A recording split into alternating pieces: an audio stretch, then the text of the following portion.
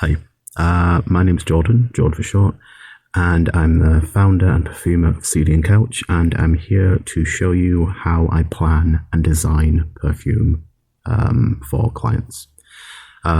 We do, if you're interested, wholesale, drop shipping, private label, white label, ambient scenting, and anything else you might be interested in, but let's get to the video. So I plan out perfume design generally in 3 stages. There's a consultation phase, there's an iteration phase, and there's a math and compliance phase, which I hate doing, but it's for a good cause. And then maybe technically a 4th phase, the fulfillment phase, so shipping it out, which can be a bit of a nightmare if you're doing alcohol-based perfumes, but again, it's doable, it's just tricky. And yeah, let's move on to the consultation phase. Okay, so for the consultation phase, I'm not going to lie to you, I'm going to be reading this from a list because I ramble. The consultation phase, the reason I have one, well, what is the consultation phase? See, rambling. Consultation phase is where I sit down with a client or email back and forth and just explain what the process entails, so the design process, and then it's also where I've tried to find out more information about the client and their project. So how, why, where, when, and then just anything that they might not have sort of thought about yet, just trying to tease that out of them and get as much information about the project as possible, so that I can create a clear brief, which will inform how accurate the design is.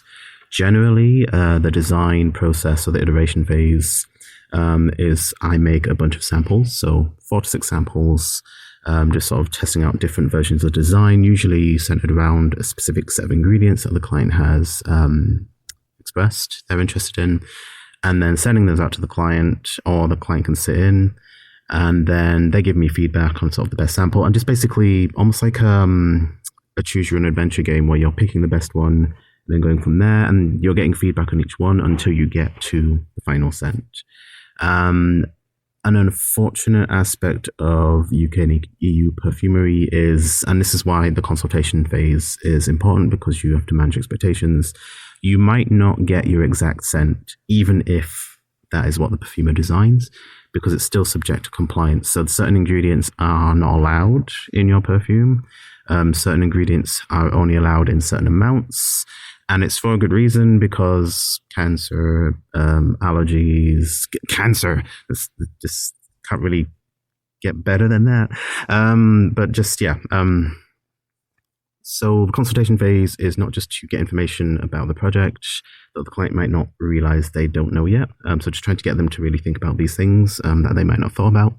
It's also a chance for me to manage expectations and just express how the project is going to be led, factors that are outside of my control. Obviously, not being like, well, it's not my fault, but just really giving a realistic picture of what things will look like during the design, what things cost during the design, and then sort of the legal compliance side. Yeah. The other part of the consultation phase, like I mentioned already, is asking the client questions. So what I tend to ask, and this is where I look at my list, otherwise I will ramble, it's a long list, is use case. That can be emotional, practical, logistical. Emotional use case, that is mood. So how might the person for whom the perfume is being designed, whether it's the client themselves or a target market or a person they know personally, it's about how they might want to feel while wearing the perfume. There is then, in terms of the emotional, a social aspect of the emotional. So how might other people perceive that perfume, and does that matter to the person for who will be wearing the perfume? So I don't know, if something's quite bold and the person's making a perfume for a friend or for a customer base that's quite bold, so think like Elsbeth from The Good Wife, then they might not worry about what people have to say. But if it's like, I don't know, a very sort of buttoned up conservative person, or a very shy person, or I don't know, like I don't know, a teenager who might feel self-conscious, they might not really want to stand out. So really just trying to think about how subtle the perfume is might impact how that person expresses themselves. So mood is basically how they feel, how they express themselves, and then sort of there's how it will be perceived as well. So that's more like perception and legacy.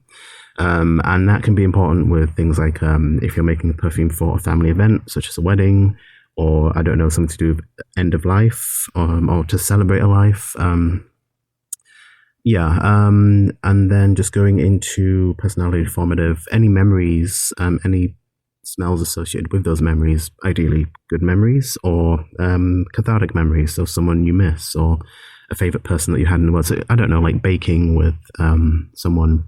I remember one of my perfume reviews, the reviewer mainly liked the perfume because it reminded him of a very specific memory from his childhood. That was Scran on the Garth, I think. The review's on my website. But yeah, so really thinking about how things will be perceived, mood, personality, formative, and that's the emotional experience, the emotional use case.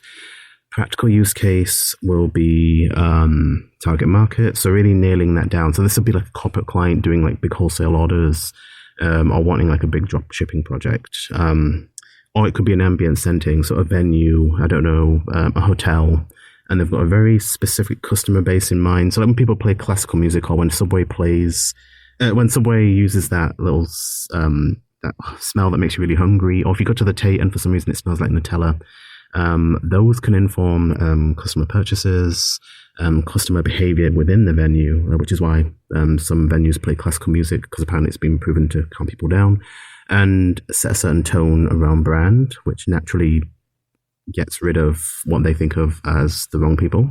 But yeah, essentially, practical use case is how, sort of what atmosphere does this perfume create?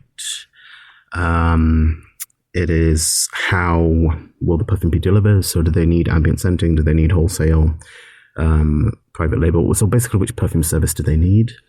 And then things like how long will this take to be delivered?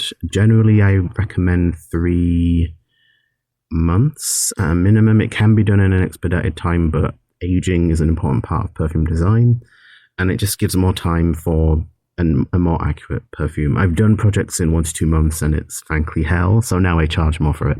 But yeah, so that's sort of the practical use case of perfume, and then just placement. So is this going to be sold in a store?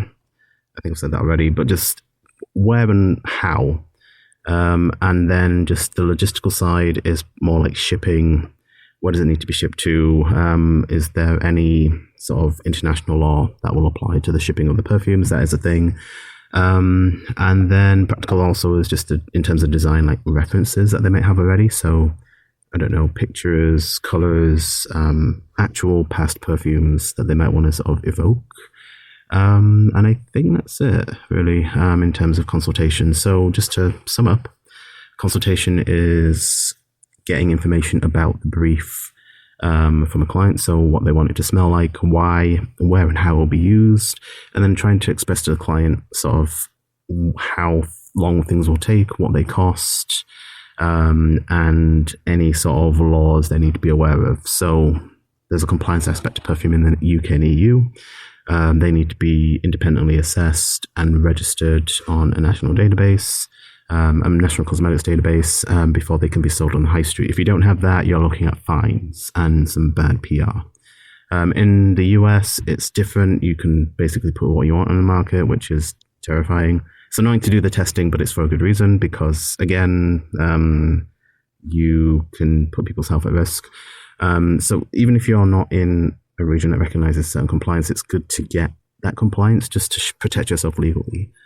So just trying to make that sort of clear to the client as well, like why and how things will be done, even though it might seem silly or unimportant at the time. And yeah, that's the consultation phase. Next is going to be the iteration phase. These ingredients are concentrated, sensitizing to the skin, and just harmful. So you'll want eye protection, and you'll want a lab coat or clothes you don't really care about. You'll want a tablecloth that is waterproof and oil-proof. This will stop perfumes from getting onto your table, messing up wooden works, staining, that sort of thing, and just showing that that's waterproof there. You'll want a library of smell samples. You can get these online from any good perfume supply store. There's several. Try to get a range across fragrance families. Try to work with cheap ingredients, expensive ingredients. It's about what it smells like at the end, not how much it costs. These pipettes, you'll want them to be ideally 0.1 or 0.01 graduated. You want them to be as sensitive as possible. These vials, ideally you want darker vials to keep the light out because that can react with your perfume oil. You can get vials online, Amazon, wherever. Just make sure that they are airtight so that the oil can't escape. That's an example of a final scent. Then here we have the scale. Make sure it's to 3 significant figures, so 0.000. When you place your container on, it's important that you remove this weight, and that's the button I'm pointing at, the tare scale. That resets the scale to 0, and then you can measure your perfume weight without having to subtract that container weight from every single measurement. And you can do that to just measure each one. Now, here is me making the perfume, and basically each time I want to put the perfume in, a ridiculous pen just to get it open, each time I want to put the perfume in, I reset the scale to 0 after recording the previous one, and then I measure an amount of the perfume into the container, checking the volume in the pipette before I do, making sure that the meniscus lines hits the bottom of the meniscus, so the little curve, the little under upside down arch inside the pipette is resting on the amount of the volume amount that I want to put into the container. Once I've gotten that, put it into the container, wait for the scale to sort of settle down a bit, because sometimes the weight changes as the liquid moves down the container, or if you're resting and it's not an entirely flat surface, that can also skew the weight. So just wait for it to rest, then you record the amount. And this is the mass that you'll be recording in grams to 3 significant figures. And yeah, you do that for each ingredient. It doesn't look glamorous. It can be a bit of a slog, but it's very worth it at the end. And yeah, you just keep doing that for each ingredient that you want to test out, each combination. I tend to work with about 6 to 9 ingredients for any one perfume. Some have upwards of 20 or even 30. Check with your compliance body, so the assessor that you're using. Sometimes they do have limits on the amount of ingredients that you are allowed in a perfume. But generally, you can get a pretty good scent with between 6 and 9 perfumes. And when working with ingredients, again, try to get them from a range of sources. You'll never know what you find, be that a bargain, be that something unusual. And yeah, the rest of the video is basically me this section of the video is basically me just making perfume. And then after this section, we will go into how to turn all of those little notes there and that really ugly looking notepad, how to turn those into a final recipe once compliance clears the perfume. Now you're designing your perfume blend, it's important that you smell your sample as is before you add the ingredient, and it's important that you smell your ingredient as well. Try to think about how the two might interact, how the texture might change, how the mood might change. And you do that for each new ingredient you add to your perfume. When you're designing the perfume as well, particularly if it's to brief, it's important that you do different variations of that brief, just because you can't read the client's mind no matter how detailed your brief is. So it's good to sort of diversify and then laser in as you move through the process. Again, consider texture when designing your perfume, but also temperature, contrast, depth, and again, always the brief, but try to branch out from the brief. You don't explicitly know what the client wants, you're not inside their head, and the client might not even know what they want. It might be good to surprise them, but not going off script too much. Again, smell your creation throughout, but also smell it when done. It's not going to be a fully accurate picture of that perfume at that point in time. You'll need to age it. At least a week will give you a better sense, but even a couple of days will give you a better sense of the final scent profile. Sometimes it'll smell like swill, and then you're pleasantly surprised. And sometimes you think you're a genius, and you're not a genius. And while you're doing this as well, while you're designing your perfume, take nose breaks. So it's a bit like if you're a music producer and you're mixing and you're hearing the same thing over and over again, you sort of get desensitized to it. So it's good to take breaks. Particularly if you're in a small room as well, like it's very advisable to have a well-ventilated room and as large of a room as possible to avoid sort of fume sickness, and then just taking those nose breaks to avoid anosmia, so smell blindness. When you're done making your perfume, be sure to change your clothes and shower and bathe if possible. It just gets everything off. You might have, accidentally touched your nose with the scent vial while you're smelling each sample. So it just rinses everything off. Make sure there's no lingering contamination if you're about to have lunch or something. And wash your hands thoroughly if you don't have time to shower or bathe. And at the end of it all, remember to have fun. That's the number one thing. I know this looks like quite a clinical process, but it's also an art form. And it really is worth it in the end. And it is fun to do, just like seeing how things change and just have fun. Okay, so here is how a final perfume recipe is created. Just to summarize, start by measuring, then we need to calculate how much of each thing is in the actual oil. Then we need to take a basis. So basically, we need to decide how much perfume we plan to make, how strong that perfume is, and then we need to calculate how much of the oil would be in a perfume of that size, and then we need to calculate the percentage of each ingredient in that final perfume at that size. And then those percentages will apply to those calculations will apply to any amount of perfume that you plan to make. Obviously, if you're planning to make perfume at a fixed concentration or strength, whatever, then the percentages will stay the same. But because this is done in a spreadsheet, you can change the perfume amounts and see how much the values change and whether that informs your design decisions, which leads nicely into reasons why we need a perfume recipe. It tells you exactly how much you need of each thing in order to make the thing. It tells you what you need to make the thing consistently, so you don't want to go around to someone's house and eat a cake that they make and it's different each time and you're kind of scared to eat at the house for that reason. Like, you want it to be a bit like McDonald's where it's consistent. And this is why you see things where even if they're not amazing, the consistency is what keeps people coming back because it's familiar. They don't have to think about it, basically.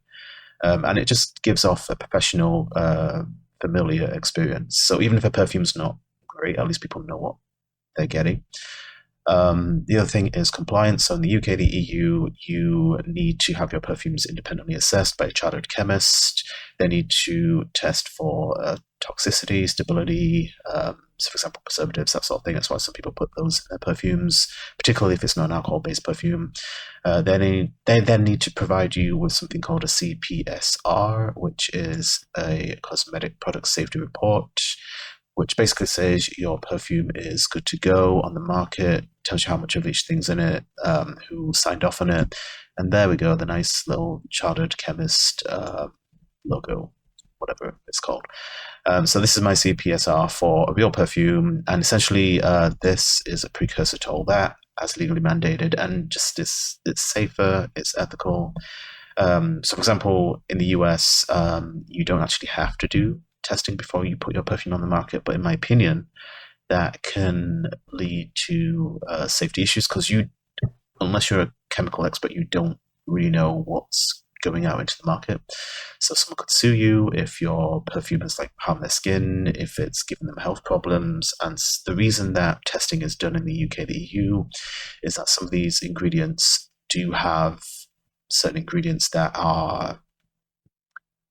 they cause allergies, health issues. Some have been linked to cancer, so some are carcinogenic. And just to put rumor to rest, it doesn't matter if it's natural or synthetic. Just if it's bad, it's bad. It can occur in both. And it's the job of the independent assessor to make sure that those chemicals are kept in check, basically, so they're below certain limits, so that it's safe for human use. So we've gone through the reasons. So legal, health and safety, consistency, and then just saving in terms of resources. So you're not over ordering, you're not under ordering, you're not harming the environment with overconsumption. And I'm trying to think of something else. And then just scaling production. So this recipe will allow you to create any amount of perfume at that fixed recipe, because it's more the concentrations of the percentages of everything that matters rather than the amount.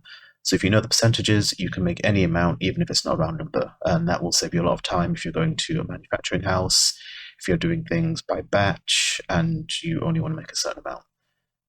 So hopefully that gives you a reason as to why all of this is useful. And just to go through it now, the process. So I think we've gone through it already, I'm not sure. But measurements, then we need to calculate how much of each ingredient is in this oil. That's why this picture's here.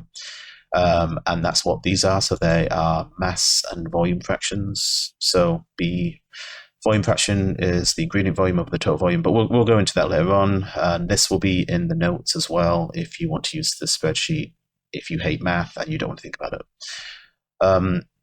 Then we need to take a basis, which is, as I said earlier, basically how much perfume are you planning to make and how strong will that perfume be? So basically, how much oil is there, how much alcohol is there, or water, whatever carrier you're using.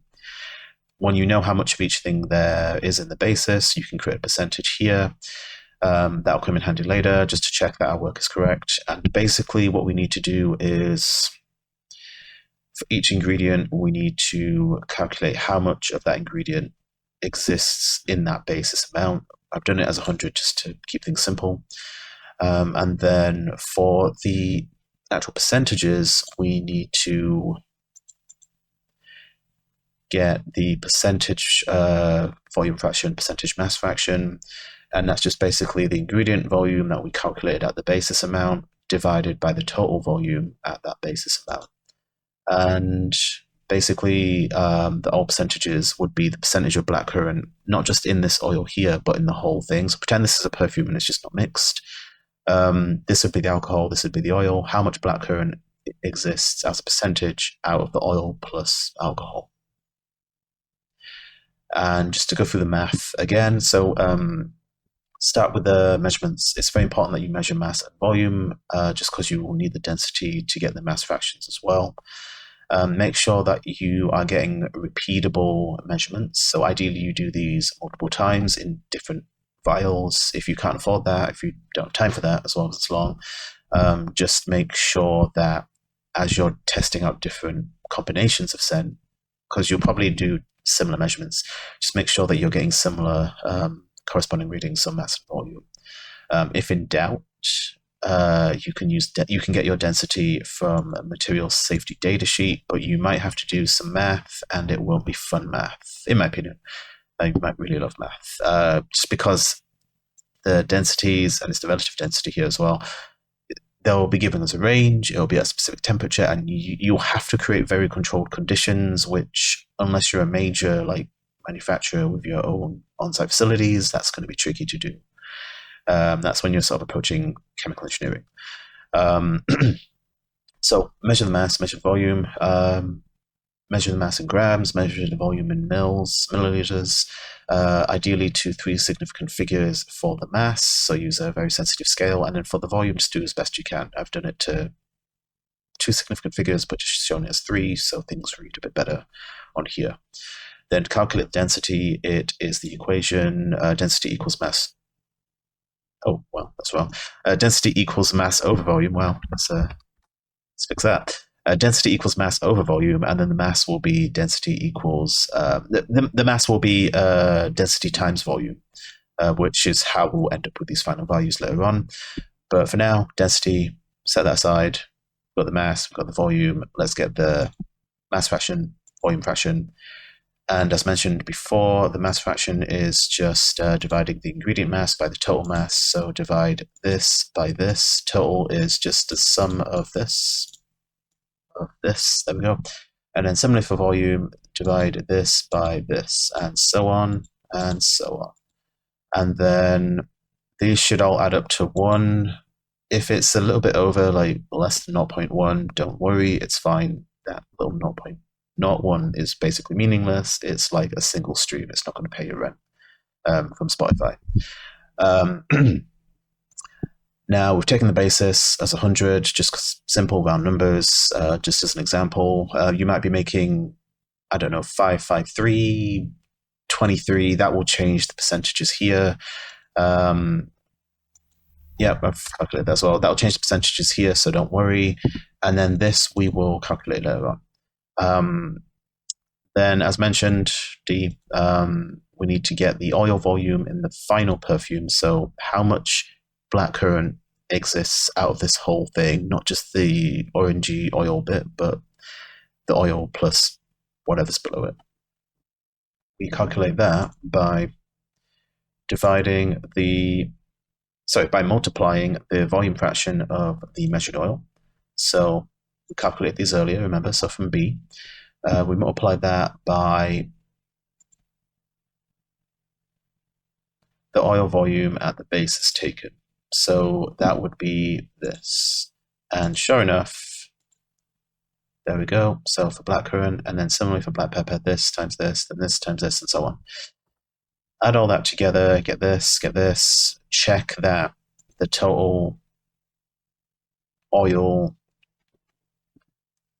that we've calculated matches up with this, because they're both for the basis. And the basis is this, and it's an arbitrary value, but we want to make sure that calculations add up so that it's exact. Again, don't worry if it's like slightly under, over. This is a very negligible value, so it's right. It's just because you've rounded things up and rounded things down that this little discrepancy is here, so you can ignore that. Now we're going into the final answer, so the oil percentages and the oil plus carrier. So we want to know, so we've got the amount as a volume, but we want to turn this into a percentage. So to do that, it is this divided by this. So this amount divided by this amount. So it's the same as the volume fraction, mass fraction equation from before, except for we're multiplying it by 100 to turn it into a percentage. So it's a little 100.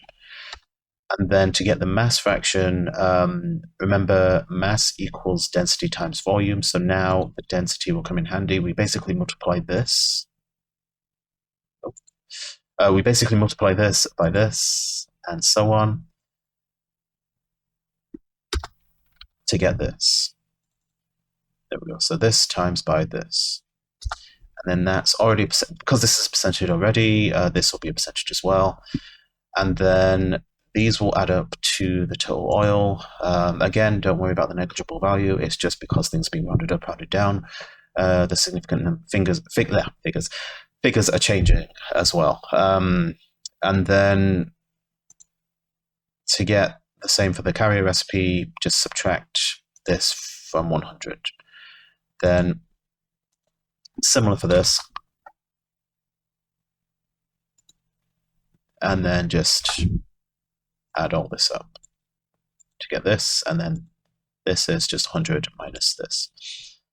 And you can check if the answer is correct. So is the percentage the same as this? Yes, it is. And then basically these two values will be these two. And that's it. That is how to do your perfume recipe before you submit it to compliance. Just to warn you, it is still subject to change if you're submitting it to compliance. So they may say, take this out, reduce this. So you may have to do these calculations all over again. So just make a new version of this and then just do it again, or just change the values. Or you can remeasure and just start from scratch if they've told you to scrap it completely. So basically, if you're working with certain ingredients, they may be solid or semi-solid. But basically, they're not easily poured. You can't really get a volume measurement out of them. So to turn those solids, semi-solids, whatever, into liquids, you will want to dissolve them. You'll want to dilute them by dissolving them or making them into a tincture. So a tincture is when it's sort of like partially dissolved, you'll still have solids left over. And then a dilution is just when it's fully dissolved. This is a bad example because it's actually precipitate from chemistry, but just to show you visually what that would look like if you've got like a really thick, tarry substance, this is how it might look once you've put it in, and then you just stir it, shake it, whatever, and then it'll just blend, hopefully seamlessly. And basically, to plan it out, you'll want to make sure that the amount of solid, semi-solid, whatever, you've planned that out as a percentage. Usually people do 10%, I don't know. So say this is rose absolute, 10% rose out of the whole thing. So how much does this rose weigh? Let's change cinnamon back to rose and use that as an example. So let's say this is 2 grams of rose. It's 10% mass of the entire thing, because remember, we can't do volumes where we have to work in mass. So say it's 10% mass of the entire thing. 10%, multiply that by 10, you get 100%. 20. That's the total mass of liquid plus solid. Then to get the amount of liquid only, you just subtract the solid from the liquid plus solid. So 20 minus 2, 18. That won't always work. Well, it will work. It's just tricky if it's not a round number. So another way to do it is to basically do this equation here. So it would be the solid mass multiplied by the dilute as a percentage over the solid as a percentage. So we already know the solid is 10%. So 100 minus 10, 90. 90 over 10, 9. 2 times 9, 18. Simple. And then you can do that if it's not a round number. So, for example, this, and this. And yeah, that's it. So that is how to both create your perfume recipe, your final perfume recipe, well, hopefully final, subject to compliance. That is the reason why you need a perfume recipe, and it's also how to do a dilution before you do your measurements. So if you want to work with a solid material, you should dilute it, make a tincture of it beforehand, and it should be the pure ingredient. Otherwise, you don't quite know what's in it, because remember, you'll be making a tincture or a dilution from potentially things you find around the house. So it could be like your kitchen spices, it could be like a spice mix you've bought. You want to make sure it's 100% of whatever that ingredient is. It just makes things cleaner. It means less messing around with material safety data sheets, because not every manufacturer will be willing to give you one, basically. So pure ingredient only, you can mix them together later on. And yeah, I hope that helps.